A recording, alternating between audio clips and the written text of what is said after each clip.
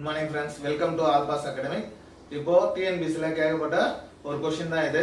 இது என்னன்னா பகடை சம். பகடை சம்னா ஒரே ஒரு பகடை கொடுத்துட்டு இதெல்லாம் என்ன கண்டுபிடி சொல்லிறாங்கன்னா 1 என்ற எண்ணிற்கு எதிரில் உள்ள எண் யாதுன்னு கண்டுபிடி சொல்லிறாங்க. ஓகேங்களா? இது ரொம்ப ரொம்ப ஈஸியான சம். இது சிம்பிள் ட்ரிக் ஒன்னு இருக்கு. என்னன்னாக்கா இப்போ என்ன கண்டுபிடி சொல்லிறாங்களோ அந்த நம்பர் கூட ஆட் பண்ணா 7 வரணும். நமக்கு என்ன வரணும்? ஆட் பண்ணும்போது வேல்யூ 7 வரணும். அப்போ இங்க என்ன கண்டுபிடி சொல்லிறாங்க? 1 கூட என்ன ஆட் பண்ணாக்கா 7 வரும். 6 ஆட் பண்ணா 7 வரும். ஓகேங்களா? சோ அப்போ இதுக்கு 1 க்கு ஆப்போசிட்ல என்ன இருக்கு?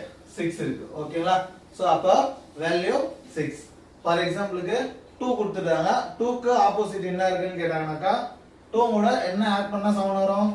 5 ஆட் பண்ணா 7 வரும். ஆப்போசிட் 2 க்கு ஆப்போசிட் என்ன இருக்குன்னு அர்த்தம்?